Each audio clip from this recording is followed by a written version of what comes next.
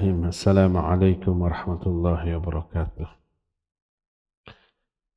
Alhamdulillahilladzi arsala rasulahu bil huda wa dinil haqq liyudhhirahu 'ala ad-dini kullihi wa kafa billahi shahida. Wa ashhadu an la ilaha illallah wahdahu la syarika lah iqraran bihi wa tauhidan. Wa ashhadu anna Muhammadan abduhu wa rasuluh sallallahu alaihi wa ala alihi wa ashabihi wa sallama tasliman mazida wa ba'd. Hadirin jamaah Masjid Pusdai Bandung, Jawa Barat yang Allah muliakan, para pendengar radio Tarbiyah Sunnah Bandung dan radio-radio lain, serta para pemirsa beberapa stasiun TV dan para netizen, kita kembali berjumpa melanjutkan kajian tentang hari kiamat. Kalau pertemuan yang lalu kita sudah menjelaskan beberapa pertanyaan di hari kiamat, bertanya tentang amal, ditanya juga tentang nikmat, ditanya juga tentang janji-janji, ditanya juga pendengaran, penglihatan, dan indera.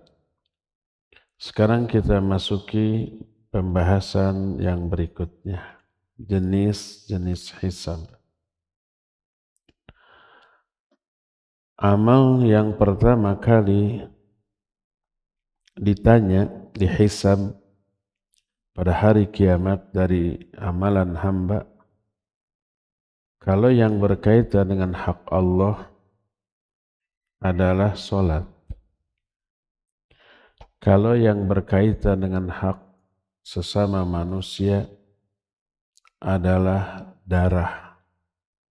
Kita pernah melukai atau membunuh, apalagi itu yang pertama kali ditanya. Dalam hadis yang diterima dari Abu Hurairah radhiyallahu anhu, diriwayatkan oleh Imam At-Tirmidzi dan An-Nasa'i dengan sanad yang sahih. Berkata Rasul alaihi salatu wassalam, "Inna awwala ma yuhasabu bihil 'abdu yaumal qiyamah min amalihi salatuhu. Fa in salahat faqad aflaha wa anjah. Wa in fasadat faqad khaba wa khasira. Wa in intaqasa min faridatihi syai'a qala rabbu tabaraka wa ta'ala unzuru hal li'abdi min tatawu'un fayukmalu biha man taqasa min al-faridah thumma yakunu sa'ir amalihi ala dhalik." Sesungguhnya yang pertama kali dihisab dari amal seorang hamba pada hari kiamat adalah sholatnya. Kalau sholatnya beres, dijamin dia bahagia dan selamat. Kalau rusak, dia sangat rugi dan celaka. Kalau kurang dari sholat yang fardu, Allah Azza wa Jalla berfirman kepada para malaikat, "Perhatikan, apakah hambaku memiliki salat-salat sunnah? Lalu kalau ia disempurnakan kekurangan dari salat fardunya." Yang dimaksud kekurangan dalam salat fardu adalah bukan belang betong, tapi dilakukan setiap waktu 5 kali sehari semalam. Tapi ada kekurangan dari aspek pelaksanaan. Mungkin dari aspek niat, campur ada riya atau campur tendensi duniawi. Orang rajin sholat agar karirnya naik. Orang rajin sholat agar dagangannya laku. Orang rajin sholat agar cepat dapat jodoh. itu untuk dunia. Ada yang rusak dari niat, itu kurang. Atau, nah ini yang nyaris setiap muslim memiliki kekurangan dalam hal ini dalam sholatnya. Kekhusyuan. Nggak ada yang 100%, 50% ge untung. Rata-rata di bawah 10% lah kekhusyuannya ya. Itu kurang. Atau aspek mutaba'ah, nyontok nggak kepada Nabi SAW, atau nambah-nambah, ngurang-ngurang, atau merubah, itu kekurangan. Riya, tidak khusyuk, kebid'ahan, tidak membatalkan sholat, tidak, sholatnya sah, cuma kurang nilai pahalanya. Berapa persen kurangnya? Tergantung kadar penyimpangan dari aspek-aspek tadi berapa persen. Atau dari aspek waktu, tidak di awal waktu. Dari aspek tempat, tidak di masjid bagi laki-laki, gitu ya. Dan banyak lagi kekurangan-kekurangan lain dalam sholat. Dilaksanakan mah dilaksanakan, tapi banyak kekurangan. Nah ini cari, adakah sholat sunat atau tidak? Kalau ada, tambahkan untuk menambal yang bolong tadi.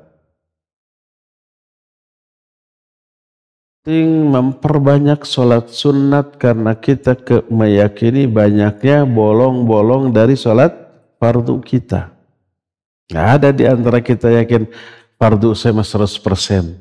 Ikhlas 100%, khusyuk 100%, mutaba'ah 100%. Ada yang berani begitu? Nggak ada. Kalau umpamanya saya 100%, tidak ikhlas 100%, tidak khusyuk 100%, tidak mutaba'ah, agak percayanya. Jadi banyak bolongnya, maka ditambal dengan yang sunnahnya.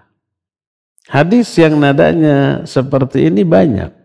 Tidak hanya dijelaskan dalam satu atau dua hadis, tapi dalam banyak hadis satu sama lain saling menguatkan. Makanya ikhwah, perhatikan sholat kita.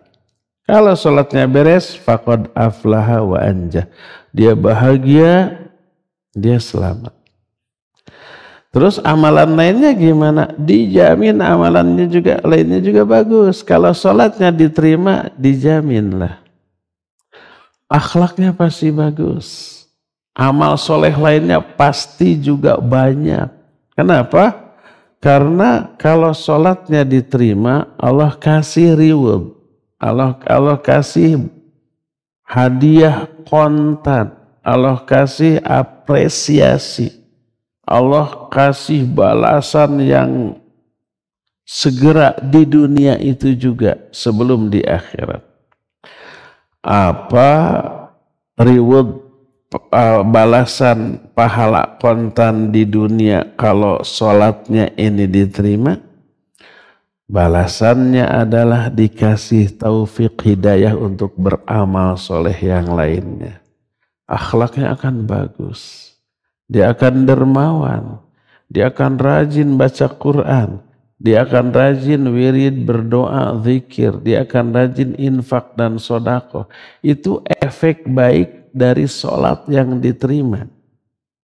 Dia nggak akan pelit. Dia nggak akan menyakiti orang lain.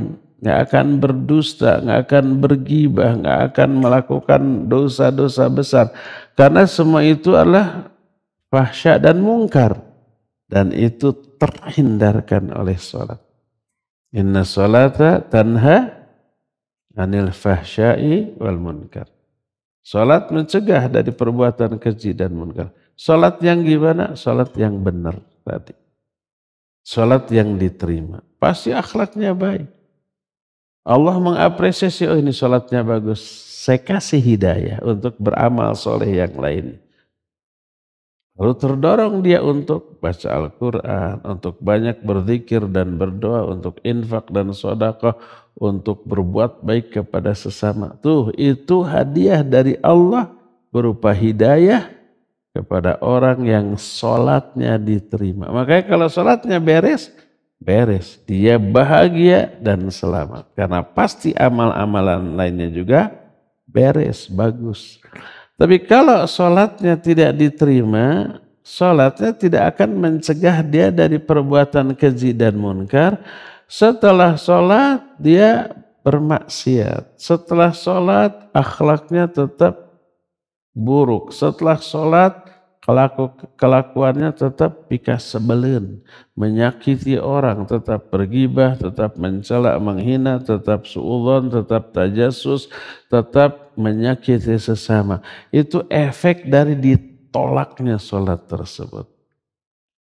Makanya tak heran kalau sholat ini tiangnya agama.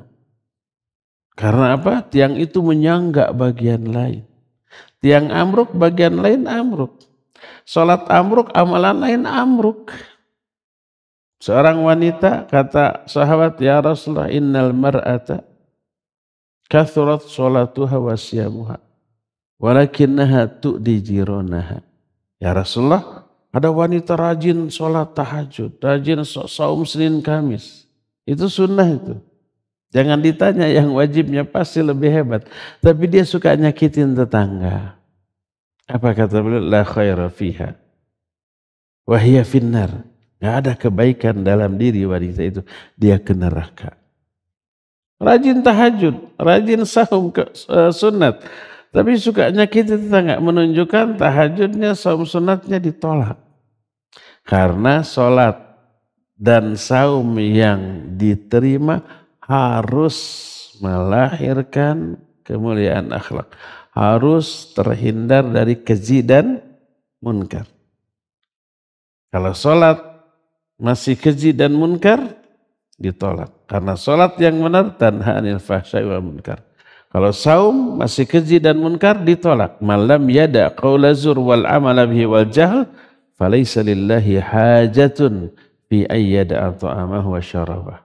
Siapa orang yang ketika saum tuh tidak meninggalkan ucapan perbuatan yang menyakiti, yang buruk ya, yang menyinggung orang lain. Lagi saum, apalagi setelah saumnya, dia melakukan keji dan munkar, merugikan orang lain, kata Allah, falaisa lillahi hajah fi ayyada'a ta'amahu wa syarabah. Allah enggak butuh kepada saum yang kayak gitu. Terhadap lapar dan haus yang dialaminya, terhadap meninggalkan makan dan minum yang dilakukannya, Allah enggak butuh, enggak diterima oleh Allah Azza wa Jalla. Jadi itu efek dari sholat. Sholatnya baik, berefek amal perbuatan setelah sholat pasti baik. Sholatnya buruk, amal setelah sholatnya pasti buruk, tidak berefek. Dan buruknya perbuatan seusai salat indikasi salatnya itu ditolak. Baiknya akhlak seusai salat menunjukkan salatnya berfungsi sebagaimana mestinya, tanha anil fahsya'i wal munkar. Makanya dari semua amal yang pertama kali dihisab salat. Kalau salatnya benar, udah dia akan selamat dan akan berbahagia. Qad aflahal mu'minun alladzina hum fi salatihim khashi'un. Sungguh bahagia orang mukmin yang khusyuk salat. Sampai di akhir ayat yang menjelaskan tentang ciri orang mukmin, ulaika humul warithun. Coba orang mukmin awalnya tentang salat, qad aflahal mu'min alladzina hum fi salatihim khashi'un. Akhirnya walladzina hum ala sholatihim hafidhun. Mereka yang memelihara sholat-sholat mereka. Ulaika humul warithun. Mereka lah yang akan menjadi ahli waris. Alladzina yarithunal firdaus. Yang akan mewarisi surga firdaus. Hum fiha khalidun. Dan mereka kekal di dalamnya selama-lamanya. Itu yang pertama kali dihisab adalah sholatnya. Kedua, jenis-jenis hisab dan contoh-contohnya. Hisab itu berbeda-beda antar setiap hamba. Ada hamba yang hisabnya berat dan susah. Mereka lah orang-orang kafir, orang-orang musyrik yang menyekutukan Allah, yang durhaka kepada syariat Allah, mendustakan dakwah para rasul Allah, itu dipastikan berat. Hadza yaumun asir, kata mereka. Ini hari yang sangat berat. Hisabnya yang berat. Termasuk orang-orang muslim disebut usatul muwahhidin. Orang mukmin tapi ahli maksiat. Orang mukmin tapi lebih banyak dosanya daripada amal baiknya. Orang seperti juga akan berat hisabnya walaupun tidak seberat hisab orang kafir. Tapi akan berat, panjang. Sesuai dengan kadar banyak dan beratnya dosa yang mereka miliki. Ada lagi orang yang dihisab tapi hisabnya enteng dan ringan. Ada lagi orang yang masuk surga tanpa hisab. VIP itu ya. Di awalnya juga ada 5 sampai 10. Tapi mereka sedikit sekali. Mereka hanya 70.000 orang di kalangan kaum muslimin yang masuk surga tanpa hisab. Awalnya itu 70.000 teh. Tapi kemudian Nabi SAW minta tambahan. Kalau hanya 70.000 yang masuk ke surga tanpa hisab, tertutup kesempatan untuk kita. Para sahabat ke lebih dari 70.000 orang. Belum para ulama nusaroleh. Kita mah nggak ada apa-apa yang dibanding mereka. Habis kuota 70.000 untuk mereka saja, untuk para sahabat saja. Tapi alhamdulillah Nabi SAW meminta tambahan. Dikasih. Dari setiap satu orang dari 70.000 orang dikembangkan menjadi 70.000 lagi. Satu orang 70.000, 2 orang 140.000 terus. Bayangkan 70.000 aja kali 70.000-nya. 7 kali 7 berapa? 49. 70.000 tuh nolnya 4-nya. Tambah 4, 8. 49 dengan 8 0. 4,9 miliar kaum muslimin yang masuk surga tanpa hisab. Nah, ada tuh kesempatannya. Ada nggak orang-orang soleh sejak zaman sahabat sampai sekarang berjumlah 4,9 miliar? Mungkin ada, mudah-mudahan kita termasuk tuh. Ngan nyumponan teh syarat nata. Ya. Ada yang masuk surga tanpa hisab. Ada lagi yang masuk surga tapi dengan hisab yang ringan, yang enteng. Mereka ketika dibagi buku catatan amal, diambil dengan tangan kanannya, dibuka, amalnya itu lebih banyak yang bagusnya daripada yang buruknya. Hisabnya enteng nanti. Allah berfirman, فَأَمَّا مَنْ أُوتِيَ كِتَابَهُ بِيَمِينِهِ فَسَوْفَ يُحَاسَبُ حِسَابًا يَسِيرًا.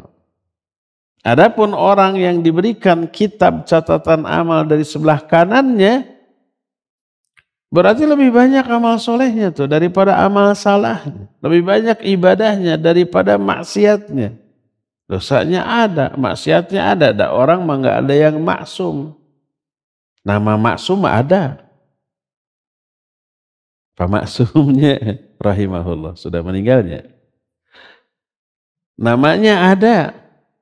Tapi apakah terjaga di dosa? Nggak ada. Kecuali Nabi SAW. Para sahabat juga pasti terjerumus dalam dosa. Cuma kebaikannya lebih banyak. Sahabat mah atau sekali perang Badar semua dosa terampuni termasuk yang belum dilaksanakan sudah ada jaminan. Karena apa? Amal jihad perang Badar itu sudah nggak ada tandingnya. Allah berfirman kepada para pahlawan Badar, "I'malu ma syi'tum faqad ghafartu lakum." Lakukan apa saja yang ingin kalian lakukan, aku sudah ampuni dosa-dosamu. Hanya satu amalan yang dilakukan oleh sahabat, jihad di perang Badar. Belum jihad di perang Uhud, di perang Khandaq atau Ahzab, ada perang Mu'tah, ada perang macam-macam tuh, ya. Belum infak sodakohnya, kata Nabi SAW, seandainya salah seorang di antara kita infak dengan emas sebesar gunung Uhud, bayangkan berapa triliun tuh. Tapi pahala yang dihasilkan oleh kita dari infak dengan emas sebesar gunung Uhud tak akan menyamai pahala infaknya sahabat dengan gandum hanya segenggam. Para sahabat mah infaknya segenggam gandum, tapi lebih gede pahalanya dibanding kita infak emas sebesar gunung Uhud. Padahal nilai nominal, material dari emas sebesar gunung Uhud jauh lebih gede daripada segenggam gandum. Segenggam gandum mah mulai 5.000 acannya. Kalau emas sebesar gunung Uhud, 5 juta harganya. Wah. Uang sebanyak apapun seluruh uang rupiah yang ada di Indonesia nggak akan bisa dipakai membeli emas sebesar gunung Uhudnya. Cashnya nggak akan ada tuh. Saking muhalnya, entah berapa tean. Di atas teh apa sih? Di atas triliun apa? Biliun apa? Ya mungkin di atas biliun, apalagi di atas biliun. Di atas triliun, biliun, nggak tahu, apalagi nggak ada kayak istilah itu karena bilangan sejumlah itu nggak ada mungkin ya. Nah itu sahabat tuh, maka otomatis kebaikan sahabat bisa menghapus kesalahan-kesalahannya yang tidak seberapa. Jangankan tidak seberapa pun bisa terhapus, apalagi tidak seberapa. Maka orang seperti hisabnya enteng. Dibagi catatan amal dengan tangan kanan, dihisab dengan hisab yang mudah. Fa amma man utiya kitabahu biyaminihi fasawfa yuhasabu hisaban yasira. Itu surah Al-Insyiqaq. Ayat 7 dan ayat yang ke-8. Dalam Sahih Bukhari dan Sahih Muslim, Aisyah salah faham terhadap ayat. Lihat, Aisyah teh kurang apa sih? Bahasa Arab jago beliau. Sehari-hari juga bahasa Arab. Karena orang Arab. Jago balago hafal Quran gitu. Istri Nabi SAW kata Imam Az-Zuhri seandainya ilmu Aisyah seorang dibanding dengan gabungan ilmu seluruh wanita, semua wanita selain Aisyah ilmunya digabung, dibanding dengan ilmu Aisyah, niscaya ilmu Aisyah jauh lebih unggul. Cerdasnya luar biasa. Itu persaksian muridnya langsung Imam Az-Zuhri, seorang ulama tabi'in yang dinukil oleh Imam Bukhari dalam kitab Sahihnya. Nah, tapi Aisyah secerdas itu, hafal Quran. Hatinya lebih bersih dibanding umumnya wanita. Makanya beliau yang Allah pilih untuk menjadi istri manusia terbaik. Tapi ketika memahami ayat dengan ro'yunya salah. Aisyah nih manusia hebat ilmunya. Bayangkan kalau kita yang bodoh, yang kotor hati dengan ro'yu kita memahami Al-Quran, bisa beresiko, salahnya lebih banyak. Nih Aisyah menyatakan, berkata Rasul alaihi salatu wassalam, laisa ahadun yuhasabu yaumal qiyamah illa halak.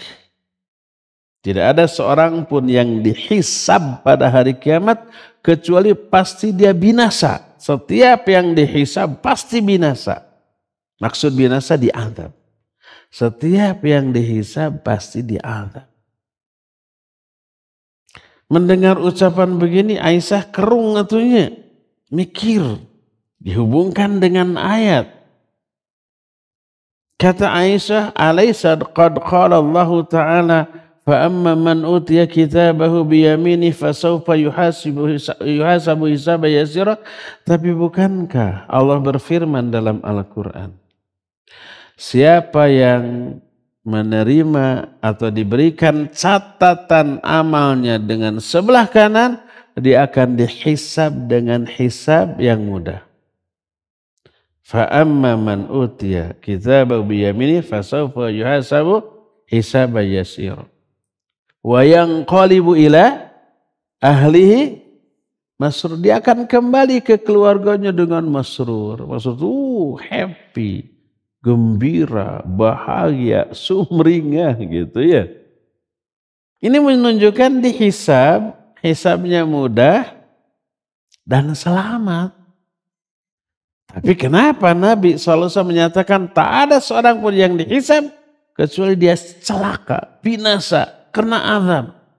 Seolah-olah ucapan Nabi SAW itu bertolak belakang dengan ayat ini. Ya, menurut ra'yu Aisyah waktu itu.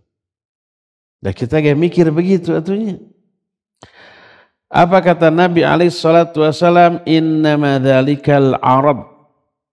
Walaysa ahadun yunaqishul hisab yaumal qiyamah illa halak. Kata Nabi SAW, itu hanyalah arad. Nanti apa itu arad? Kan dijelaskan. Jadi orang yang diberi catatan amal, lalu dihisab dengan hisab yang mudah, dia selamat kembali ke keluarganya dalam keadaan gembira dan bahagia, itu arad. Tapi beliau menyatakan tak ada seorang pun yang bermunaqasyah ketika hisab pada hari kiamat kecuali dia binasa. Munaqasyah itu berbantah-bantahan dengan Allah ketika hisab.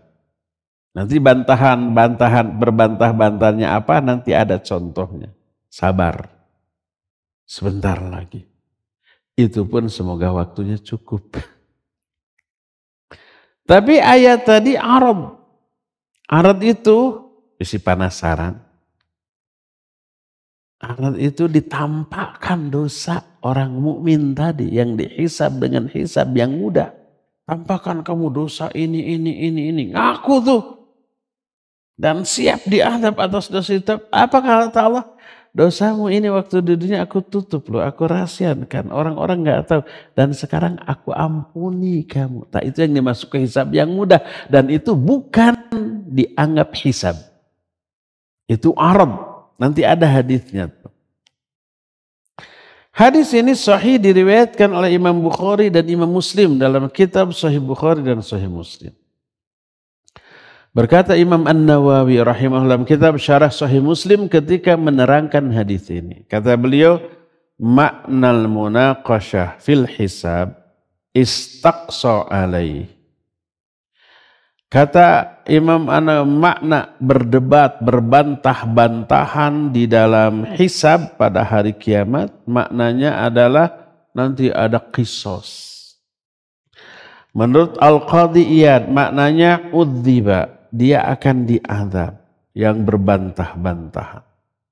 Dan ada dua makna. Makna yang pertama adalah wa nafsul munaqasyah wa ardudz dzunub wa tauqif 'alaiha huwa ta'dzib lima fihi minat taubih. Yang pertama, munaqasyah atau berbantah-bantahan, debat itu tentang dosa dan ada celaan Allah kepada orang itu. Yang kedua, annahu mufdin ilal adzabi binnar, bahwa dia itu berakhir dengan dimasukkannya ke dalam azab dalam neraka. Makanya disebut halak. Nah, jadi orang yang dihisab dengan hisab mudah itu bukan hisab tapi arad. Adapun yang munaqasyah, yang berbantah-bantahan, itulah yang dimaksud dengan hisab. Tidak ada yang dihisab kecuali pasti akan binasa. Berkata Imam Ibnu Hajar Al-Asqalani dalam kitab Fathul Bari, Syarah Sahih Bukhari ketika menerangkan hadis ini. Kata beliau, innama dzalikal arad. Adapun orang mukmin yang diberikan catatan amal dari kanan, dia hisab dengan hisab yang mudah, maknanya arad. Innal hisabal madhkur fil ayah innama huwa an tu'radu a'malul mu'min alaihi hatta ya'rifa minnatallahi alaihi min satriha alaihi fid dunya wa fi afwihi anha fil akhirah. Hisab yang dimaksud dalam surah Al-Insyiqaq tadi, dalam ayat tadi adalah ditampakkannya amal-amal orang mukmin yang buruk.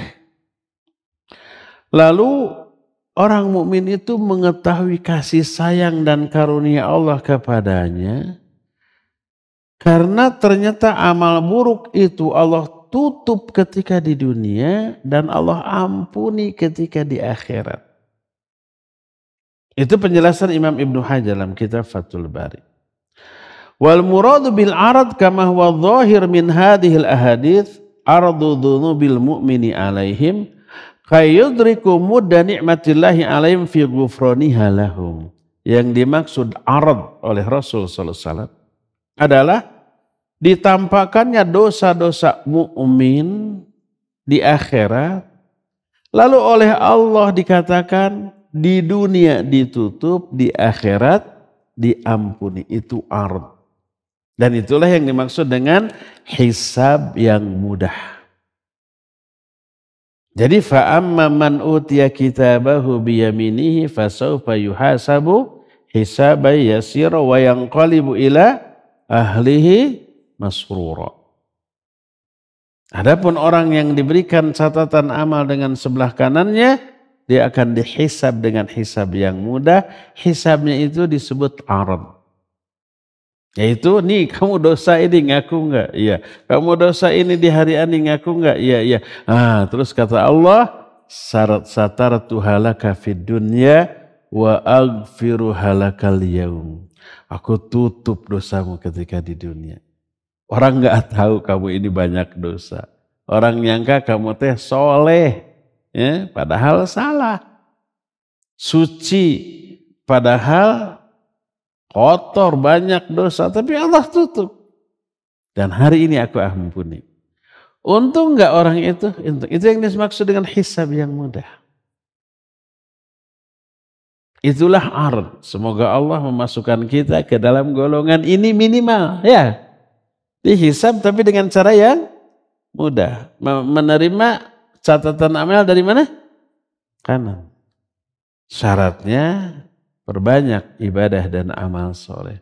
Kurangi dosa dan maksiat. Baru tuh. Nah, adapun sekarang wa amma man utiya kitabahu wara'a dhuhri fasawfa yad'u subura wa yasla sa'ira. Adapun orang yang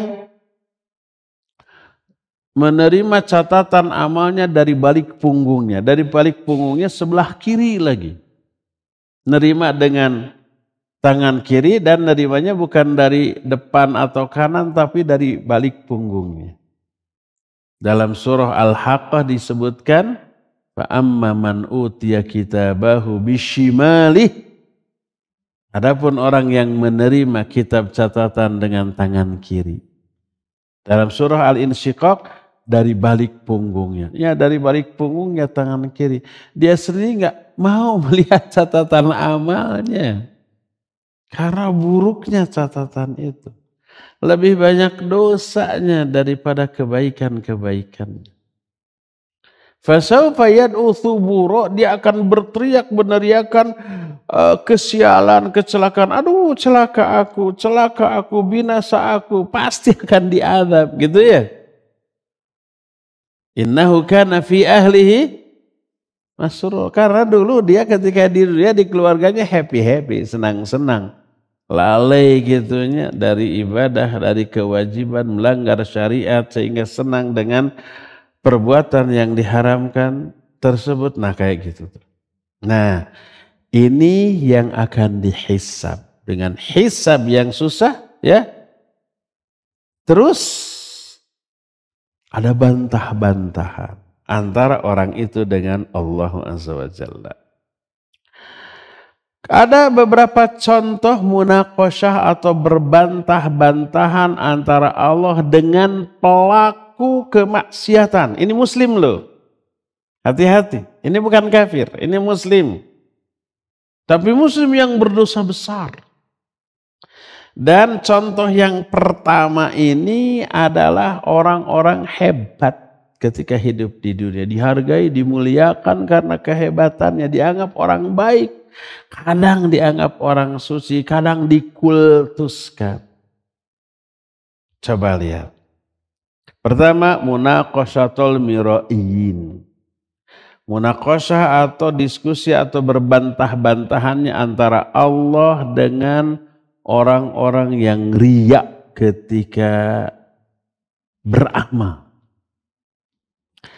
Hadis ini diriwayatkan oleh Imam Muslim, At-Tirmidzi dan An-Nasa'i. Diterima dari Syafi bin Mati al-Asbahi rahimahullah. Dia seorang tabi'in.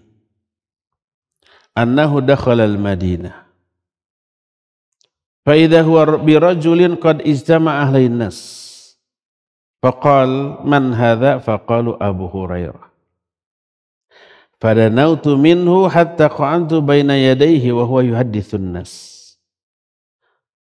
Falamma sakata wa khala qultu lah as'aluka bihaqqin wa haqqin lima hadatsani haditsan sami'tahu min Rasulillah sallallahu alaihi wasallam aqaltahu wa alimtahu. Kata Syafi, dia masuk Madinah. Ketika masuk Madinah ada seseorang yang dikerubuti oleh manusia. Bukan dihajar, dihakimi. Ditanya, tanya ini, tanya itu tentang masalah agama. Syafi'i ini penasaran, orang ini siapa? Dijawab Abu Hurairah, seorang sahabat. Aku pun mendekat, lalu aku duduk di hadapannya.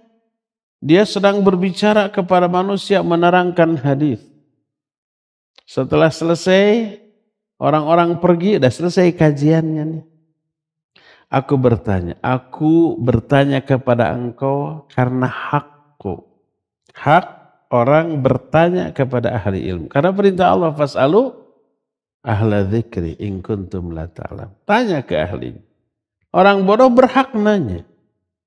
Orang yang alim wajib menjawab.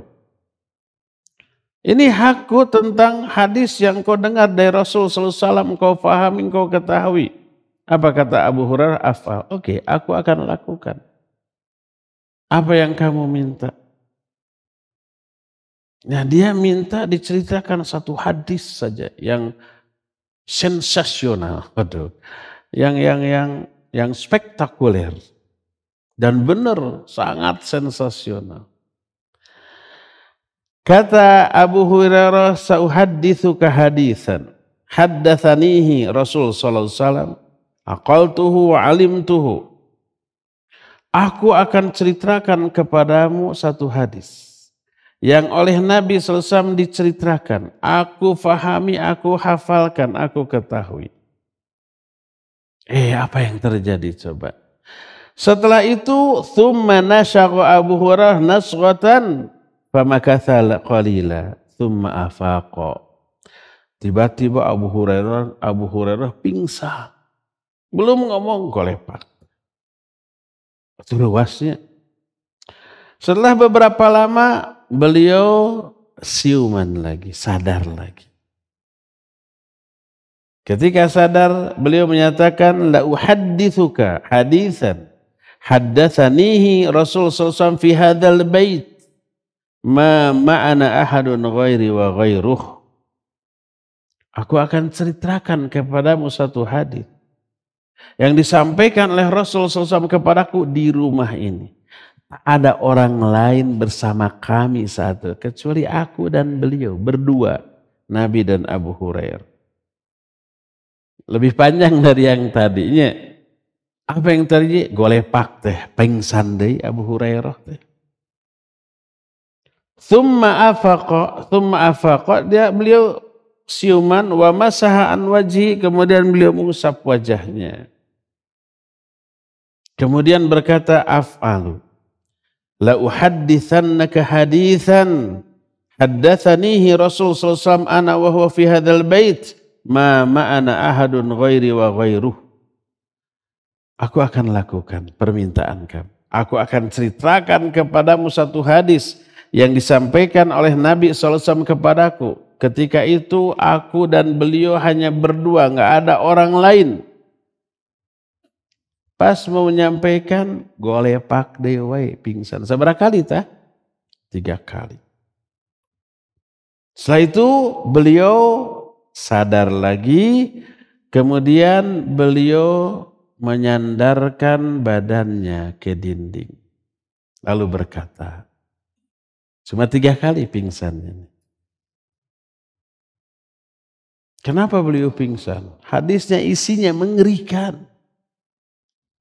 Bagi siapa? Bagi beliau dan orang-orang yang semisalnya. Tapi kalau orangnya tidak seperti beliau, cuek weh dengar hadis ini. Tong boro pingsan atau ngagebeg oge henteu.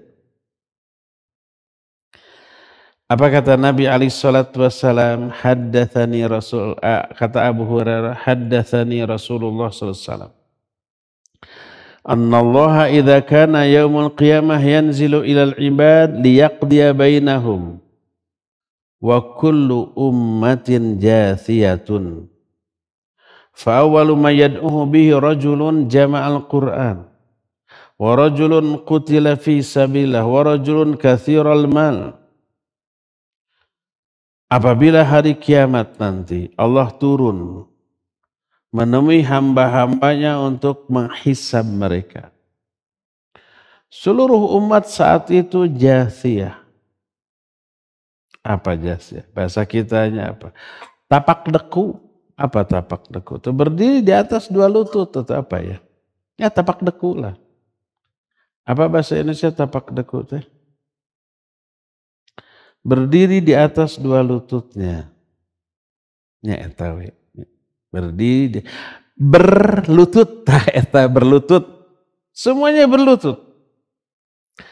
Orang yang pertama kali dipanggil 3 orang. Pertama orang yang mengumpulkan Al-Quran dalam dirinya. Dia hafalkan, dia fahami, ya, dia ajarkan. Hebatnya ini orang? Hebat, hafidz Quran. Paham isinya, dia ajarkan, dia dakwahkan. Ada yang seperti ini sekarang? Ada, cuma jarang bilangan. Kalau tahu ada, ini orang dimuliakan. Ini orang dihormat, diagung-agungan, dipuji, disanjung. Betul apa benar? Iya, betul dan benar. Ini yang pertama. Kedua, orang yang terbunuh di jalan Allah, jihad, mati sebagai syahid. Ada yang begini? Di kita mungkin tidak ada. Jihadnya dalam bentuk perang nggak ada, belum ada, ya. Kalau bom bunuh diri itu mah konyol, bukan syahid. Bom bunuh diri bukan jihad fisabilillah, ya. Itu nekat namanya. Kalau di negara lain yang sedang perang ya seperti di Palestina, ya ada jihad mati syahid. Kaum muslimin yang menjadi korban benturan antara Israel dengan Hamas itu kan menjadi korban, ya. Kaum muslimin yang menjadi korbannya itu terkena imbas perangnya, terlibat mau tidak mau dalam peperangan tersebut, ya apa boleh buat.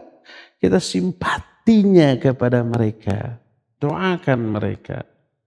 Kalau bisa beri bantuan, beri finansial kayak makanan, obat-obatan. Bisa nggak ngirim pasukan, namun bisa masuk ke itu. Kalau nggak bisa, minimal mendoakan, ya. Yang kita doakan bukan Hamasnya atau komosi Israel nama, bukan sih, komosi si Yahudi nama. Yang kita doakanlah kaum muslimin yang kena imbas perang tersebut di sana. Jadi orang mati syahid dipanggil. Yang ketiga orang yang banyak harta dipanggil. 3 orang. Orang berilmu, seorang prajurit, dan seorang hartawan. 3-tiganya baik. Prajurit membela kebenaran. Ulama ya jelas berdakwah.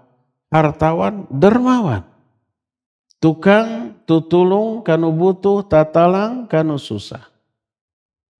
Faqala Allahu lil qari, Allah bertanya kepada si qari. Qari ini maksudnya pembaca Al-Quran. Dia hafal Quran, baca Quran, dan mengajarkan Al-Quran. Apa kata Allah? Alam u'allimka ma anzaltu ala rasuli. Bukankah aku telah ajarkan kepadamu apa yang telah aku turunkan kepada Rasulku? Telah aku ajarkan Al-Quran. Jadi kalau ada orang hafil, paham Quran, itu karena hidayah Allah kepada dia. Yang lain nggak hafal Al-Quran, nggak paham Al-Quran, memang tidak diberi hidayah oleh Allah. Kenapa sih itu dikasih, ini enggak? Allah lebih tahu alasannya. Allah Maha Adil, artinya. Jangankan Allah, kita aja manusia, guru ya. Siapa yang dikasih hadiah dari murid-muridnya? Yang berprestasi. Bos, siapa yang akan diberi bonus fee di antara karyawan-karyawannya? Yang jelas berprestasi, memberikan keuntungan kepada perusahaannya ya. Bukan sembarang orang, itu orang loh. Apalagi Allah kepada manusia. Lebih adil. Nah, orang itu menjawab, bala ya Rabbi, iya ya Allah. Famadza amilta fima alimta, lalu apa yang kamu amalkan terhadap ilmu yang kamu fahami? Apa kamu apakan Al-Quran ini? Orang ini menjawab, kuntu aqumu bihi ana al-lail wa ana an-nahar. Aku amalkan siang dan malam. Aku baca, aku hafalkan, aku murojaah, aku ajarkan. Itu siang dan malam. Nggak ada waktu untuk yang lain-lain. Ahli Quran. Tapi apa kata Allah? Kadzabta, bohong kamu. Fataqulu lahul malaikah. Para malaikat yang ada di sana juga berkata, kadzabta, bohong. Lalu Allah membongkar kebohongannya. Apa kata Allah? Bal aradta ayyuqala fulanun qari faqad qila dzalik. Kamu mempelajari Quran itu agar kamu disebut, dipuji sebagai seorang qari. Hebat ini ahli Quran. Bacaannya merdu, enak didengar gitu kan. Da orang yang qori, bacaannya enak, tajwid makhrajnya bagus, baca satu ayat saja, terus diupload ke media sosial, sehari bisa jutaan atau viewernya ya. Di-share kemana-mana. Kalau orang ini ikhlas, tulus, waduh pahalanya mengalir terus tuh. Kalau ikhlas. Semoga qori-qori kita arah ikhlas lah gitunya. Tapi ini kamu belajar membaca Al-Quran itu agar kamu disebut qori. Nah ini yang pertama. Dan pujian orang bahwa kamu qori yang hebat, bacaannya enak, dipuji, itu sudah kamu dapatkan pujian itu. Sampai akhirnya orang ini oleh Allah disuruh seret dia. Seret, belewar dialungkan karena neraka. Wal'iyadzubillah. Tuh hiji itu. Kedua, wa yu'ta bisahibil mal. Didatangkan seorang hartawan yang dermawan. Allah bertanya, alam wasi' alaik hatta lam adaka tahtaju ila ahadin. Bukankah aku telah luaskan rizkimu sehingga kamu tidak butuh apapun dari orang lain. Maksudnya butuh pemberian. Kalau butuh pertolongan pasti semakin kaya semakin butuh bantuan orang lainnya. Butuh pangmukakeun panto mobil, dia mah nggak bisa buka pintu mobil, pangmukakeun. Butuh ada yang membawakan pulpennya, kalau mau tanda tangan mana pulpen, kan gitunya. Semakin kaya semakin butuh banyak orang, butuh pembantu, butuh supir, butuh ajudan, butuh bodyguard, butuh apa lagi tuh? Banyak. Tapi pemberian berupa harta nggak butuh. Bukankah aku telah luaskan rezeki bagimu sehingga kamu nggak butuh apapun? Dia menjawab, bala ya Rabbi, ya. Famadza amilta bima ataituka, lalu apa yang kamu lakukan dengan harta yang aku berikan kepadamu?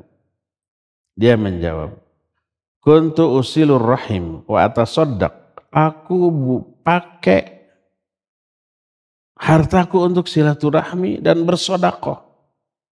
Pokoknya siapapun yang butuh, aku beri. Di mana masjid dibangun, pasti aku akan ada saham di dalamnya. Dimanapun yang butuh bantuan dana untuk pembebasan tanah, sehingga di Selacau ayana, pasti aku beri. Kalau ada orang kayak begitu, lunas tuh besok oke. Tapi karena nggak ada orang kayak begitu, duka kapan lunas? Padahal sudah ditagih terus. Ikhwan ahwat tong hari-hari atulah ya. Sekarang begitu selesai ini, keluarkan dompet kasih ke saya semua. Atau ke panitia ya.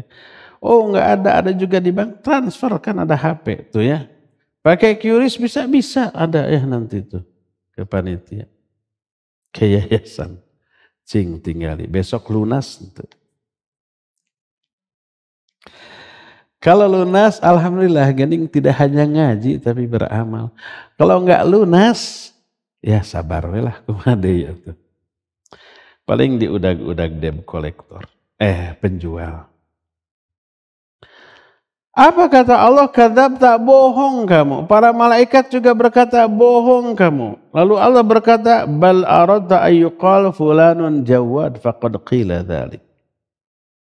Kamu infak, sodako, silaturahmi agar disebut, oh si fulan teh dermawan, si fulan teh berehan, si fulan teh bager kacida gitunya. Dan pujian itu telah diberikan orang kepada, dipuji. Akhirnya beleweng deh ini orang dibalangkan. Tadi mah belewer, sekarang beleweng. Apa bedanya? Cuma beda lafaz, maknanya sama, dilemparkan juga ke dalam api neraka. Yang ketiga, tsumma yu'ta billadzi qutila fi sabilillah. Didatangkan orang yang terbunuh di jalan Allah.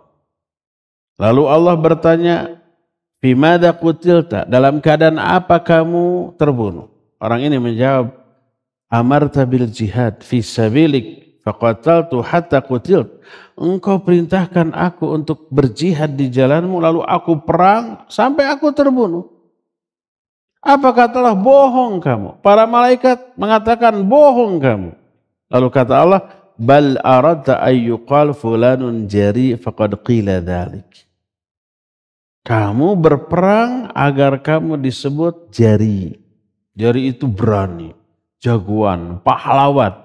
Ingin kaceluk, kaun-aun, kakoncara, kajana pria sebagai lalaki langit, lalanang, jagatnya seorang ksatria anu pilih tanding, pilih banding, anu kukuh pengkuh, teguh karena pendirian, anu telancak linci luncat mulang udar tina tali gadang. Bisa ngulang? Nah itu nggak ada terjemahannya, susah diterjemahkan. Dan pujian orang itu telah orang-orang tujukan kepadamu. Jihadnya benar tapi niatnya yang keliru. Kemudian orang itu pun dilempar ke dalam api neraka. Kemudian kata Abu Hurairah yang menceritakan hadis ini, "Tsumma daraba Rasul sallallahu ala rukbatayya." Lalu Nabi SAW menepuk-nepuk kedua lututku sambil berkata, "Ya Abu Hurairah, ulaika thalathatu awwalu khalqillahi tus'aru bihimun nar yaumal qiyamah." Hai Abu Hurairah, itulah 3 golongan manusia yang karena mereka Allah pertama kali menyalakan api neraka pada hari kiamat. Ini nih hadis yang membuat Abu Hurairah ketika menceritakannya sampai apa? Pingsan. Ini hisab. Makna hisab adalah dialog. Berbantah-bantahan. Orang itu ngomong begini dibantah oleh Allah. Enggak benar. Kenapa? Allah tahu isi hati. Orang enggak tahu, disangka ini amalannya hebat, zahirnya. Lahirnya kan kita tidak tahu. Dan kita memang tidak boleh suudzon. Siga nama eta Maria. Enggak boleh seperti itu. Yang kau pujilah eta mah. Enggak boleh, itu suudzon. Biar fahkum bidhawahirikum wala tahkum bisarairikum. Hukumi orang berdasarkan zahirnya. Jangan menghukumi orang berdasarkan batinnya. Kita enggak tahu. Batinnya serahkan dia kepada Allah. Kita hukumi zahirnya. Dia orang baik, secara zahir ya udah baik. Walaupun belum tentu baik menurut Allah. Allah tahu isi hatinya, kita enggak tahu. Walaqad khalaqnal insana wa na'lamu ma tuwaswisu bihi nafsuh. Wa nahnu aqrabu ilaihi min hablil warid. Kami yang menciptakan manusia, kami tahu apa yang dibisikkan dalam hati mereka. Termasuk niat. Riya atau tidaknya Allah tahu. Manusia tidak tahu. Nah, berkata Abu Uthman, salah seorang yang hidup pada generasi tabi'in, ada kisah Muawiyah, bahwa Muawiyah itu menceritakan ada orang yang masuk menemuinya. Lalu menceritakan hadis dari Abu Hurairah radhiyallahu an. Benar enggak nih? Muawiyah kan sahabat juga ya. Abu Hurairah sahabat. Lalu berkatalah Muawiyah, qad fu'ila biha ulaiha kadza. Fa kaifa biman baqiya minan nas? Kata Muawiyah radhiyallahu an, iya, mereka itu telah mengalami hal itu. Akan mengalami hal itu pada hari kiamat. Maka bagaimana dengan manusia lain? Itu manusia-manusia hebat. 3 manusia hebat. Pertama ulama, yang kedua hartawan yang dermawan, yang ketiga mujahid sampai mati syahid. Itu celaka.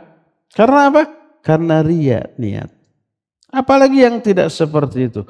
Lalu Muawiyah pun menangis dengan tangisan yang dahsyat sampai kami menyangka wah mati ini. Sebab tangisannya tuh luar biasa. Faqulna qad jaa hadzal rajul bashar thumma afaqa Muawiyah wa masa an wajhihi. Maka sampai pingsan itu Muawiyah. Lalu setelah siuman beliau mengusap wajahnya dengan tangannya lalu berkata, Sadaqallahu wa rasuluhu. Telah benarlah Allah dan Rasul. Lalu Muawiyah membacakan Al-Quran yang terdapat dalam surah Hud 15 dan 16. Ini coba lihat. Orang beramal dengan amalan akhirat tapi niatnya dunia. Salah satu niat dunia itu macam-macam. Ada pujian.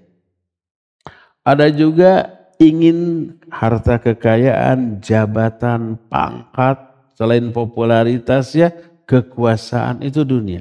Beramal dengan amalan akhirat dengan niat dunia. Abu Hurairah, Muawiyah membacakan surah Hud ayat 15-16. Man kana yuridul hayatad dunya wa zinataha nuwaffi ilaihim a'malahum fiha wa hum fiha la yubkhasun. Ulaika alladzina laisa lahum fil akhirati illan nar wa habita ma sana'u fiha wa batilu ma kanu ya'malun. Siapa orang yang menginginkan kehidupan dunia dan kemewahan, kami akan cukupkan kepada mereka amal-amal mereka di dalamnya, sedikit pun tidak akan dirugikan. Akan kami beri dunia yang mereka inginkan. Tapi apa yang terjadi di ayat berikutnya? Merekalah orang-orang yang tidak memperoleh bagian apa-apa di akhirat kecuali neraka. Wahabitu masuna, dan terhapuslah semua amal-amal mereka ketika di dunia. Amalnya kan amal akhirat tapi untuk dunia. Salat agar kaya, saum agar laku dagangannya, ya, membaca wirid-wirid, salawat-salawat agar karirnya nanjak, agar laris dagangannya, agar cepat dapat jodoh, macam-macam. niat dunia dengan amalan akhirat. Mereka lah orang yang tidak memperoleh bagian apa-apa di akhirat kecuali neraka, dan terhapus semua amal-amal yang di dunia dan batil apa-apa yang telah mereka lakukan. Nah, ini yang disebut dengan munaqasyah, berbantah-bantahan antara Allah Subhanahu wa taala dengan hamba, dan inilah yang dimaksud dengan hisab. Tidak ada orang yang mengalami hisab pada hari kiamat kecuali pasti dia itu akan diazab, akan binasa. Nah, contoh hisabnya adalah barusan. Tentang orang-orang yang beramal amalan hebat dengan niat yang ria, dibantah oleh Allah. Akibatnya mereka binasa, terkena dengan azab yang sangat pedih. Inilah bentuk pertama dari hisab, yaitu apa? Munaqasyah. Munaqasyah itu apa? Berbantah-bantahan antara Allah dengan si hamba yang dihisab, dan berakhir dengan masuknya orang itu ke dalam neraka. Inilah yang pertama. Yang kedua, salah satu di antara jenis hisab adalah, jangan sudon, saya akan lanjut. Sudah ada yang sudon. Bulan depan kita enggak, kita lanjut sebentar lagi. Ya. Ardul Rabbi dzunuba abdihi alaih. Ditampakkannya dosa-dosa manusia tapi tidak diampuni. Kalau tadi ditampakkan, diakui, diampuninya, itu tidak dianggap hisab, tapi arad, hisab mudah. Nah, yang kedua ini. Sebuah hadis dari Abdullah bin Umar radhiyallahu anhu, dia berkata, aku mendengar Rasul alaihi salatu wasallam bersabda, Innallaha yudnil mu'mina fayadau alaihi kanfahu wa yasturuhu. Ini kata arad tadi, hisab yang mudahnya. Fayaqul ata'rifu dhanba kadza, ata'rifu dhanba kadza. Fayaqul na'am ya Rabbi. Hatta idza qarrarahu bidhunubihi wa ra'a fi nafsihi annahu halak, qal satartuha 'alaika fid dunya wa ana aghfiruha lakal yaum. Kata Ibnu Umar, aku mendengar Rasul sallallahu alaihi wasallam bersabda, sesungguhnya Allah mendekatkan seorang mukmin. Diletakkanlah buku catatan amal orang mukmin itu. Lalu ditutup, gordeng, penutup. Orang lain di hari kiamat itu tidak melihat dan tidak mendengar hisab ini, dialog ini. Kata Allah, kamu mengakui dosamu ini pada hari ini. Terus dosa-dosanya diungkit. Sesuai dengan catatan yang ada di sana. Orang itu menjawab, ya Allah, saya akui ya Allah. Sampai ketika dia mengakui semua dosanya dan dia melihat dirinya akan binasa. Pasti diazab nih, dosanya kebanyakan. Padahal yang diungkit belum semuanya tuh, baru sebagian. Masih banyak catatan yang belum diungkit. Wah, bahaya. Apa kata Allah? Satartuha 'alaika fid dunya. Aku tutup dosamu ini di dunia. Wa ana aghfiruha lakal yaum, dan hari ini aku ampuni dosamu itu bagimu. Lalu kemudian diberikanlah catatan amal kebaikan. Diberikan, selamat dia. Itu orang-orang mukmin yang hisabnya mudah tadi ya. Dia ada dosa di dunia, ditutupi, dirahasiakan, orang-orang menganggap dia soleh, di akhirat diampuni. Enak apa tidak? Bukan enak lagi, bingit enak. Enak, udah panjang, pakai tasgir di wenak, pakai bingit. Semoga kita begitu ya, amin. Ini yang disebut maghfirah. Maghfirah itu dosa kita di dunia ditutup, di akhirat diampuni. Semoga Allah masukkan kita ke dalam golongan orang memperoleh maghfirah. Wa ammal ladzina kafaru wa ammal kafiruna wal munafiqun fayaqul asyhad. Adapun ketika menghisab orang kafir dan orang munafik, para saksi dari kalangan malaikat mengatakan haula'il ladzina kadzdzabu ala rabbihim ala la'natullahi 'alal zalimin. Merekalah orang-orang yang dulu ketika di dunia mendustakan Rabb mereka. Ingatlah, laknat Allah akan tertimpa kepada orang-orang yang zalim. Hadis ini sahih diriwayatkan oleh Imam Bukhari dan Imam Muslim dalam dua kitab sahihnya. Berkata Imam Al-Qurtubi rahimahullah ketika menerangkan hadis ini.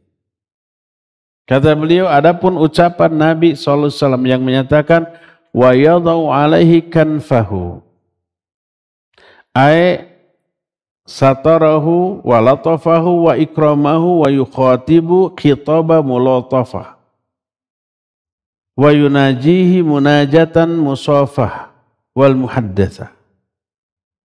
Ketika Nabi menyatakan diletakkan catatan amalnya, maksudnya lalu ditutup, maksudnya dirahasiakan, ada penutup berupa gordeng, lalu Allah berbicara dengan lemah lembut dan memuliakan orang itu dan berbicara dengan nada yang mengenakan hamba yang diajak bicara.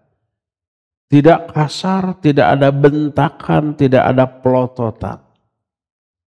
Fayaqululah, Allah bertanya kepada orang itu, hal ta'rif, apakah engkau ngaku? Orang itu menjawab, ya saya ngaku. Lalu Allah berfirman lagi, dalam rangka menunjukkan karunia dan nikmat yang Allah berikan kepadanya di akhirat, fa inni qad satartuha 'alaika fid dunya. Aku tutup tuh dosa-dosamu di dunia, maknanya tidak dibongkar di hadapan manusia. Orang lain nggak tahu. Wa ana aghfiru halakal yaum, hari ini aku ampuni kamu. Ini jenis yang kedua. Nah, semoga kalau toh kita dihisab, semoga kayak begini. Syukur-syukur kita lebih berharap kita masuk surga tanpa hisab dan tanpa azab. Inilah jenis hisab yang kedua. Ketiga, agok.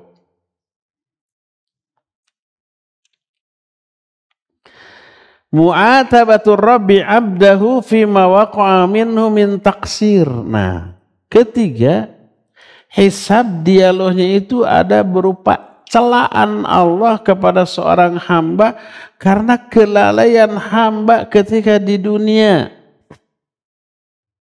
Ini juga ada hisabnya nanti. Jangan antum fikir kita punya sahabat, punya tetangga sakit, terus tidak ditengok, apa itu tidak dihisab? Dihisab loh. Jangan antum fikir ada saudara yang punya masalah kelaparan, gak punya makan, lalu kita biarkan, apa kita tidak dihisab? Dihisab loh. Ini ada hadis qudsi. Dalam Sahih Muslim dari Abu Hurairah radhiyallahu an. Beliau bersabda, innallaha ta'ala yaqulu yaumal qiyamah. Allah berfirman pada hari kiamat, berkata kepada manusia, ya ibna Adam, maridtu falam ta'udani. Wahai bani Adam, dulu ketika kalian hidup di dunia, aku sakit, tapi kalian tidak melayat aku. Orang itu menjawab, ya Rabbi kaifa a'uduka wa anta rabbul alamin. Ya Allah, bagaimana aku melayatmu padahal engkau penguasa semesta alam. Masa Allah sakitnya? Ngelayatnya gimana? Kemana tuh? Pakai apa? Tapi apa yang dimaksud Allah sakit dan apa yang dimaksud melayat Allah, Allah terangkan di sini. Jangan gunakan ro'yu di sini. Karena apa? Allah gamblang menjelaskan maksud dari perkataannya. Kata Allah, amma alimta anna abdi fulanan marida falam ta'udhu. Amma alimta annaka law uddahu wajadtani inda. Tapi bukankah kamu tahu, dulu ketika kamu hidup di dunia ada hambaku yang soleh sakit, kamu nggak melayatnya. Padahal kamu tahu kalau kamu melayatnya, kamu akan dapati aku ada di sampingnya. Ini yang dimaksud dengan melayat Allah. Yang dimaksud Allah sakit bukan Allahnya, tapi ada hambanya yang sakit tapi tidak dilayat. Itu celaan kepada orang yang tidak mau melayat yang sakit. Kedua, ya ibna Adam amtuka falam tut'imni. Wahai Bani Adam, dulu ketika kamu hidup di dunia, aku minta makan kepadamu, tapi kamu tidak memberiku makan. Maka manusia menjawab, ya Rabbi kaifa ut'imuka wa anta rabbul alamin. Ya Allah, bagaimana aku memberi makan kepadamu padahal engkau penguasa semesta alam. Masa Allah butuh makan? Apa kata Allah?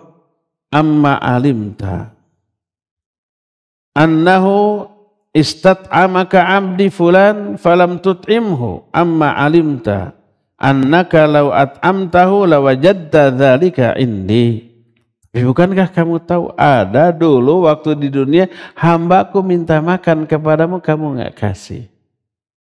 Padahal engkau tahu kalau engkau beri makan kepadanya, engkau akan mendapati makanan itu ada di sisiku. Aku yang ngasih makan nanti kepadamu. Nabi SAW bersabda, Allah berfirman, anfiq tunfaq. Infaklah kamu akan dikasih infak. Kamu infak kepada sesama muslim atau ke fisabilillah, Allah akan kasih infak kepadamu. Infak kita itu pembuka pintu rezeki bagi kita. Jangan pelit. Jadi kalau kita mengumpan ada pembebasan lahan, jangan ditahan itu uang. Keluarkan semuanya. Kayak orang lain lainnya, maksa. Terserahlah. Ngasih mangga atau ngasih piraku.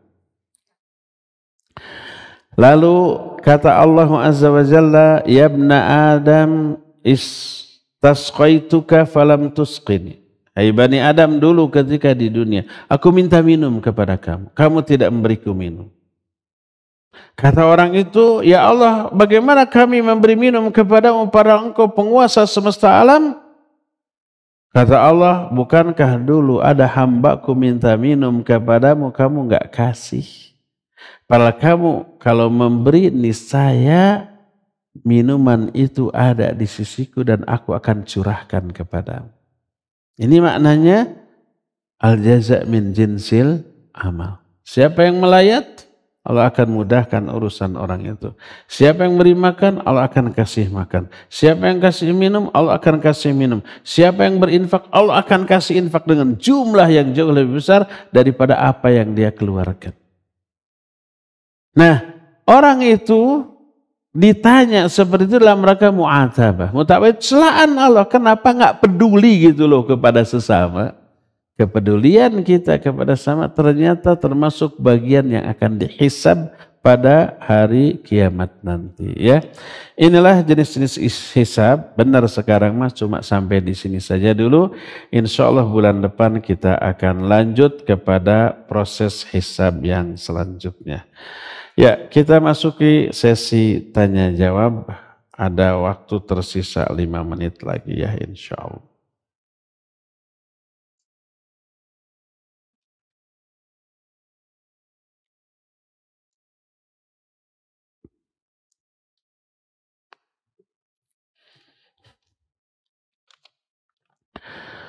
Ustadz, bagaimana berhusnudzon kepada Allah sehingga kita tidak asal-asalan beribadah karena merasa yakin Allah menerima taubat dan ibadahnya. Husnudzon adalah dilakukan setelah ikhtiar. Seperti umpama kita sudah taubat dengan memenuhi syarat taubat. Husnudzonlah Allah akan menerima tobat kita dan mengampuni dosa-dosa kita. Lalu umpamanya kita ibadah bertauhid, beramal soleh, menjauhi dosa dan maksiat. Sudah maksimal. Dan Allah janji orang seperti itu akan selamat. Husnudzonlah bahwa kita akan selamat dari azab. Allah masukkan kita ke dalam surga. Tapi kalau ini kita tidak beramal, dosa terus, ibadah tidak. Maksiat terus, tobat tidak, istighfar tidak, melakukan amalan penghapus dosa juga tidak. Lalu kita husnudzon, ada Allah Maha Pengampun, bager, Allah Maha Ghafur Rahim, pasti diampuni walaupun banyak dosa dan tidak tobat. Itu bukan husnudzon tapi suudzon. Kenapa suudzon? Menuduh Allah tidak adil. Kalau yang berdosa bertobat, istighfar diampuni, yang tidak tobat, tidak istighfar juga sama-sama diampuni, adil apa tidak? Tidak adil. Sama dengan murid, the guru mah bagir, tetangga saya. Makanya walaupun saya baong, bodoh, tara ngerjakeun PR, mabal, saya yakin nilai nanti 10 dan naik kelas. Itu husnudzon bukan ke guru, bukan husnudzon, itu suudzon. Guru ini tidak adil nih. Karena dia tetangga saya, pasti saya naik kelas walaupun bodoh. Pasti kasih 10 walaupun ulangan salah semua. Kan gitunya. Nah, tapi kalau kita setiap PR dikerjakan, mau ulangan, belajar, dan ternyata nilainya 10. Lalu husnudzon, saya yakin naik kelas dan nilainya bagus.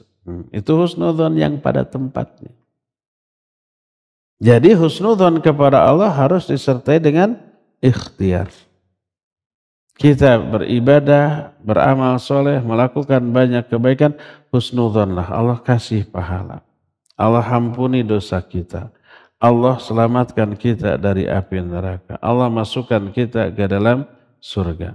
Ya, sekali lagi husnudzon dilakukan setelah ikhtiar berusaha. Adapun tidak berusaha lalu berprasangka baik kepada Allah, itu tidak pada tempatnya. Allah berfirman, "Afanaj'alul muslimina kal mujrimin, malakum kaifa tahkumun." Apakah kalian fikir kami akan menyamakan antara orang yang bertakwa dan orang yang berdosa? Gimana cara kamu menetapkan hukum? Ya enggak. Orang bertakwa akan diberikan reward pahala, orang yang berdosa akan diberikan hukuman. Al jaza min jinsil amal. Balasan akan disesuaikan dengan jenis perbuatan. Bahasa Sunda menyatakan malak cabe mau jadi bonteng, malak bonteng mau jadi cabenya. Malak cabe jadi cabe, malak bonteng jadi bonteng. Malak hade mau jadi goreng, malak goreng mau jadi hade. Ya, itu maknanya.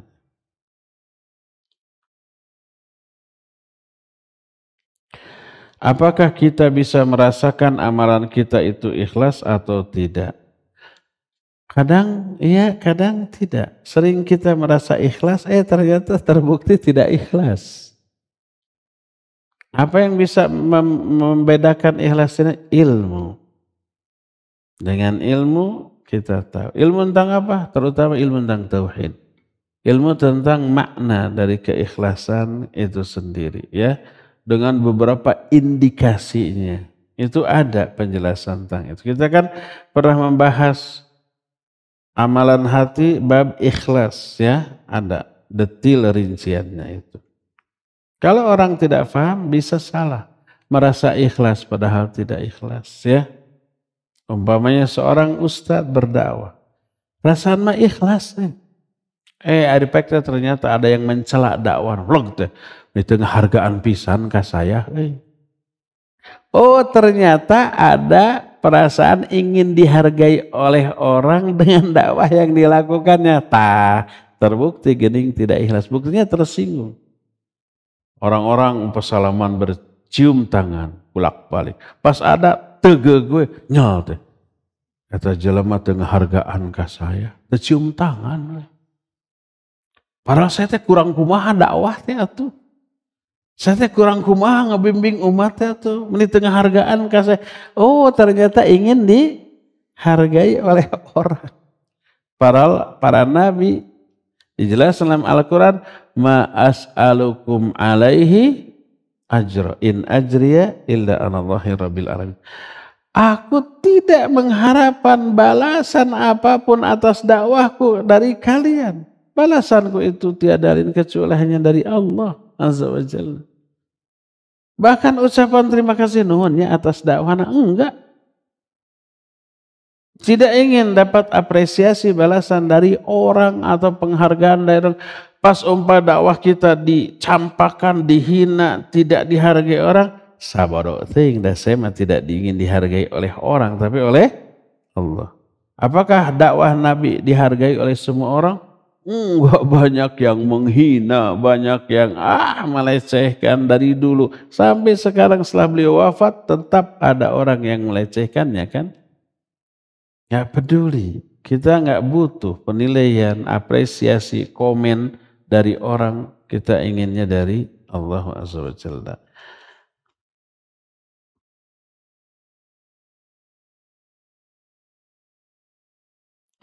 Bagaimana dengan surah Maryam 71? Tidak ada seorang pun di antara kamu yang tidak mendatangi neraka kecuali dia akan masuk ke dalamnya.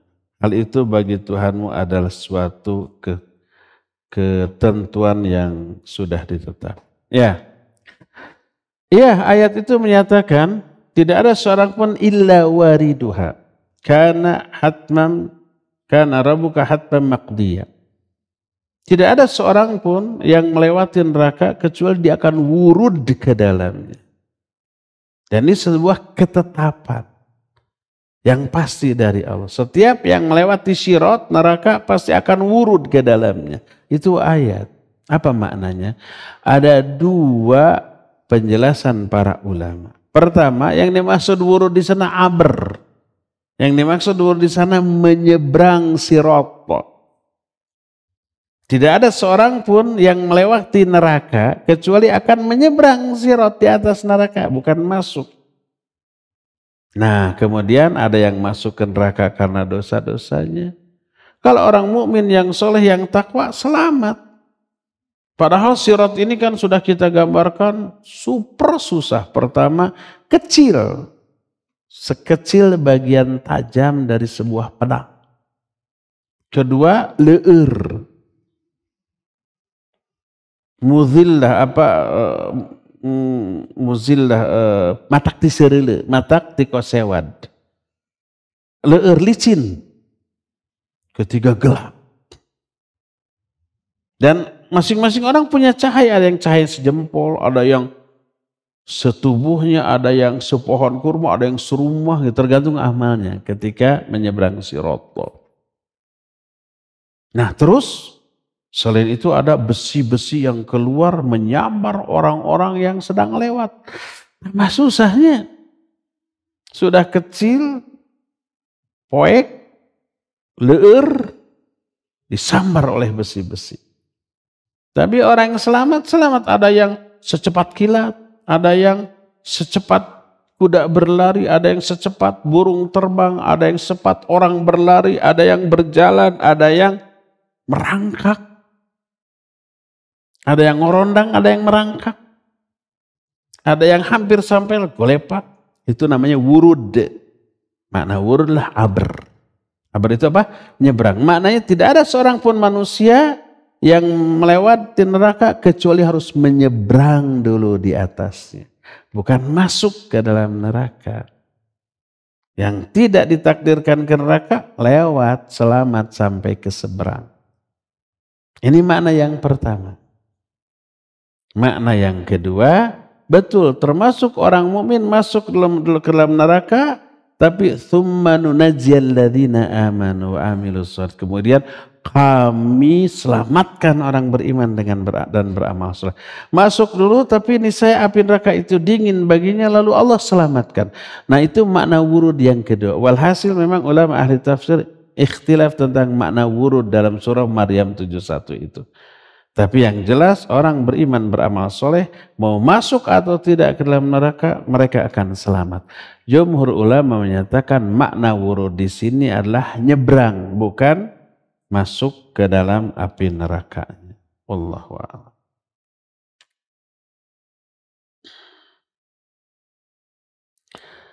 Bolehkah cara pembayaran zakat emas secara dicicil sampai batas haul?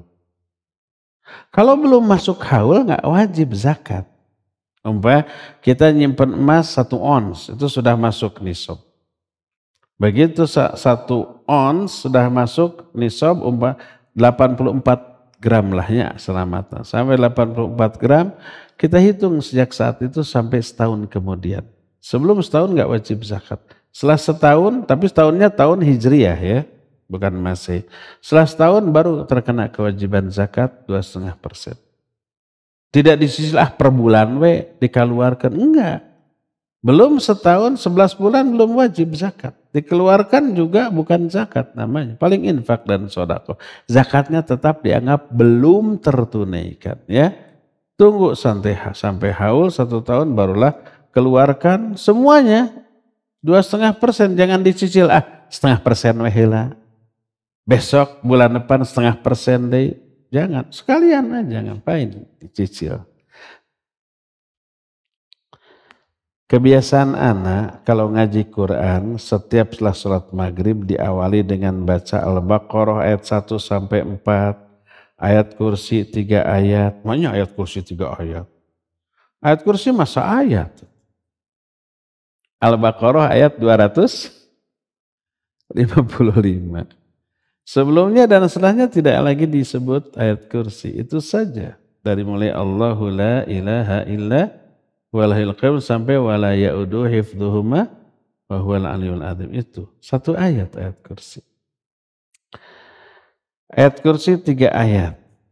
3 ayat surat terakhir Al-Baqarah. Dilanjut Hanca. Bagaimana Ustaz tidak jadi bina? Kalau itu dibiasakan dan dianggap nyunah maka jadi bina. Jangan. Langsung ta'awud, langsung aja ngahanca gitu ya. Jangan dibiasakan melakukan satu amalan rutin yang tidak dicontohkan oleh Nabi SAW. Apakah seseorang yang pernah durhaka pada orang tua, sholat amal solehnya diterima? Ya kalau sholat amal solehnya memenuhi syarat, ya diterima. Tapi pasti setelah sholat dan amal soleh itu dia akan minta maaf ya. Menghapus kesalahannya ke orang tua. Dan apa cirinya dari amal soleh yang diterima atau dosa pada orang tua yang telah diampuni. Orang tua sudah meninggal. Masih ada kewajiban kepada orang tua yang sudah meninggal. Pertama, jadilah anak soleh solihah. Hanya itu yang bisa menyelamatkan atau memberi bantuan maksimal ke orang tua. Jadilah anak soleh, ahli ibadah. Kedua, doakan orang tua. Jangan tiap hari. Kalau tiap hari kita durhaka. Tapi minimal sehari 10 kali doakan. Kalau tiap hari kan sehari sekalinya kurang itu. Setiap sholat doakan. Habis sholat doakan. Ketika kita di motor, di mobil ingat ke orang tua doakan. Setiap ingat langsung doakan sesering mungkin. Kesolehan kita salah satunya ditentukan oleh seberapa sering kita mendoakan orang tua. Berdasarkan hadis wa waladun solihun yad'ulah. Anak soleh yang mendoakan orang tua. Kesolehan anak dikaitkan dengan doa kepada orang tua. Perseringlah doa orang tua. Upayakan minimal 10 kali sehari. Usahakan lebih ya. Kedua doakan. Apa doanya? Mintakan ampunan. Gimana lafadznya? Nah itu, hafalkan doa sholat jenazah setelah takbir yang ketiganya.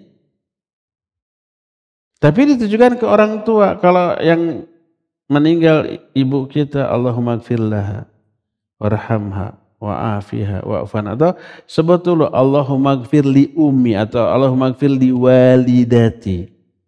Warhamha wa'afiha wa'fu anha.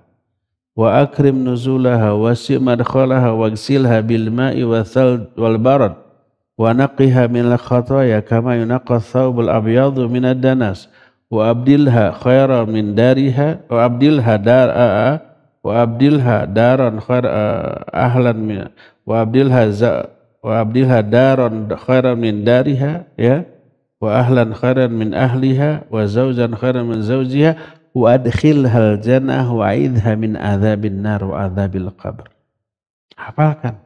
Kalau ayah kita yang sudah mati hanya diganti dengan hu. Allahumma gfir li abi atau Allahumma gfir li walidi warhamhu wa'afihi wa'fu anhu wa akrim nuzulahu dan seterusnya.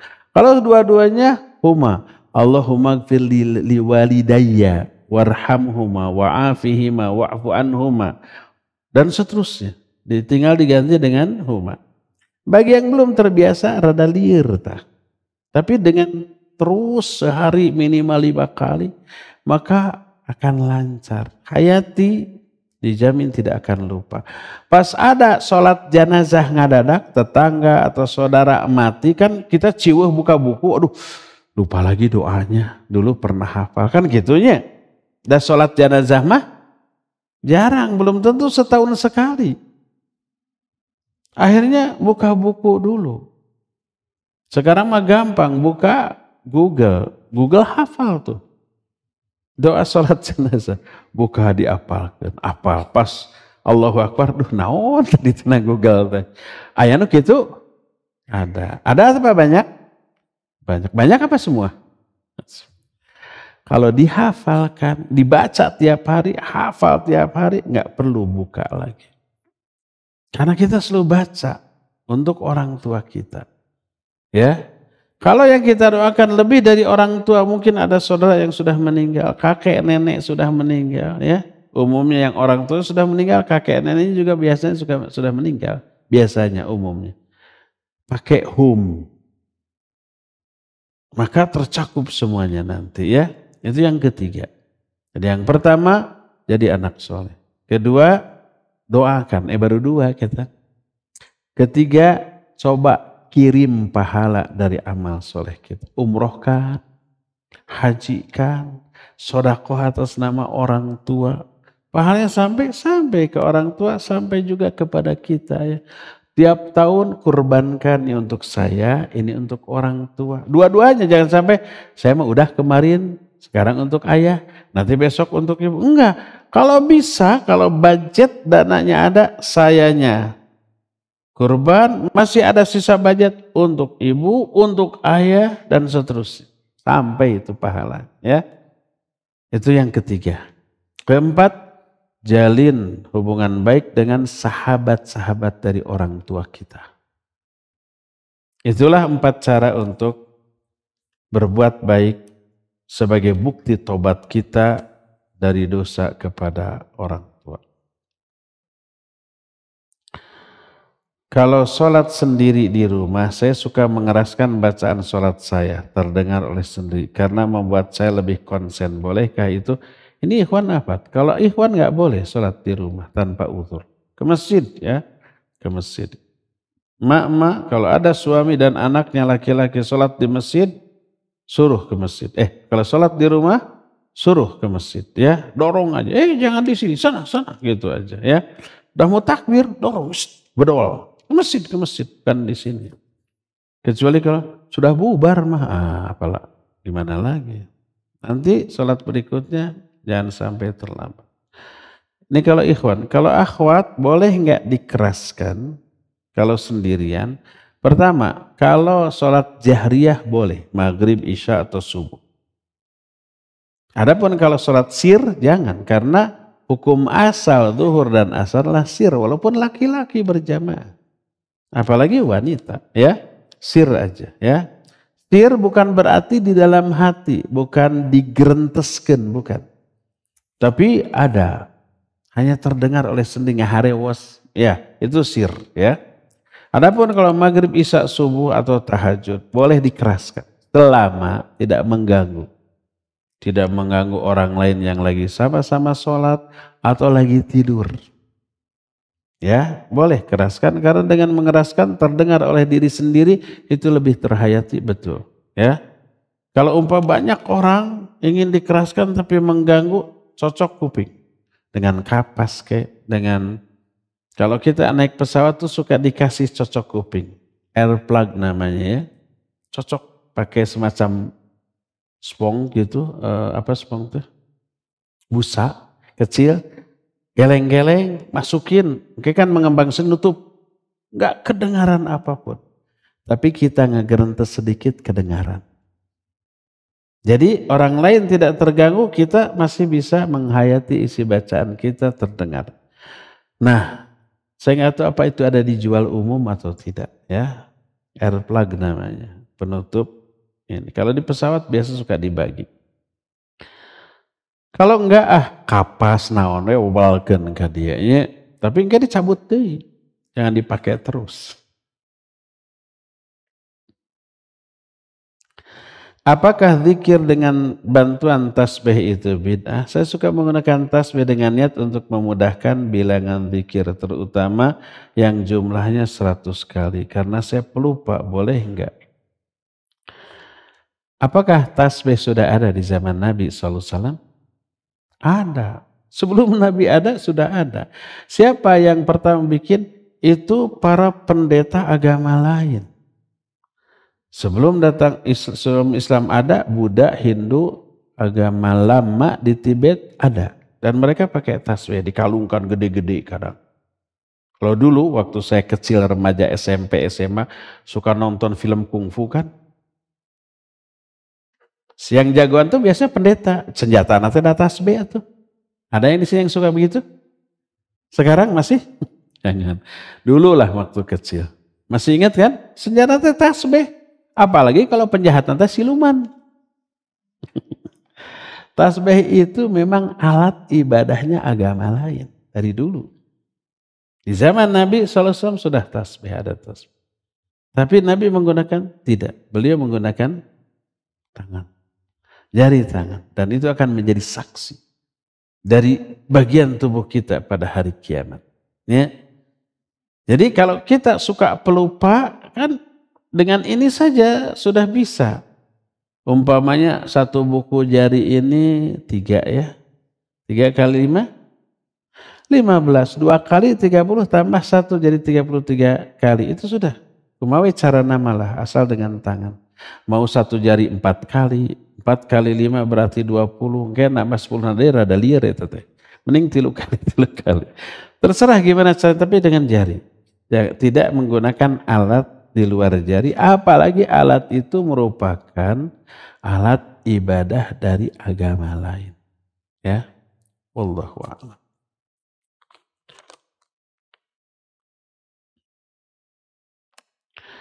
Saya seorang istri yang bekerja memiliki ibu, ayah wafat, dan 2 kakak laki-laki. Ibu saya memiliki utang ribawi 170 juta eleh. 2 kakak saya pun memiliki utang ribawi. Jadi tidak bisa bantu. Tidak bisa membantu ibu saya. Ibu saya memiliki aset rumah saja. Saya juga memiliki rumah kecil dari sebelum menikah. Boleh nggak saya menjual rumah saya? Mangga jual. Rumah-rumahnya ini bukan rumah saya. Dan saya memiliki tabungan umroh bersama suami. Apakah saya berdosa bila rumah saya dijual dan membatalkan umroh bersama suami untuk melunasi utang ibu saya? Dan saya akan tinggal di rumah ibu. Karena ibu saya tidak mau menjual rumahnya. Ibu dan kakak belum mengenal sunnah. Jadi marah setiap kali diingatkan. Kan pasti ditagih tiap bulan ya. Nah, sudah pernah saya bilang, kalau ada orang terkena jeratan riba, dia minta bantuan kepada kita. Bantu apa enggak? Tergantung. Kalau dia ingin tobat dari riba. Tadinya enggak tahu itu riba. Setelah tahu dia takut dosa. Ingin segera lepas. Jadi minta bantuan ke kita agar lepas dari jeratan dosa riba. Bantu kalau kita bisa. Karena dia benar-benar ingin tobat dan itu kebaikan. wa ta'awanu 'alal birri wat taqwa. Tolong menolong, bantu-bantu dalam kebaikan dan takwa. Tapi kalau orang itu punya hutang riba dan minta bantuan, tapi bukan karena ingin tobat, karena dikejar-kejar aja sama debt collector, ditelepon, didatangi, gitunya, diancam, dimaki-maki, kan gitu ya, minta bantuan. Tapi bukan untuk tobat. Jangan dibantu, karena begitu dibantu dilunasi dia pinjam lagi. Kemarin 100 juta hutang lunas, pinjam lagi 200 juta. Biasa orang yang prestasi cicilannya bagus sampai lunas pasti ditawari lagi lebih gede kan? Gitu tuh. Pinjam lagi malah tung nak, kita yang riweuh, orang lain yang ngutang, kita yang riweuh. Biarkan dia terazab dengan kesalahannya, ya. Gitu. Siapapun dia. Gitu lah. Terakhir, udah ini terakhir. Cukup ya sampai di sini, insyaallah kita jumpa kembali sebulan yang akan datang. Subhanakallahum bihamdik asyhadu an la ilaha illa anta astaghfiruka wa atubu ilaik. Walhamdulillah rabbil alamin. Wassalamualaikum warahmatullahi wabarakatuh. Subscribe channel Marhaban TV. Ikuti akun sosial media Marhaban TV, siaran Telegram, grup WhatsApp. Yuk berdakwah bersama kami, dukung operasional dakwah dan sosial kami, raih pahala jariah yang terus mengalir sampai hari kiamat. Jazakumullahu khairan.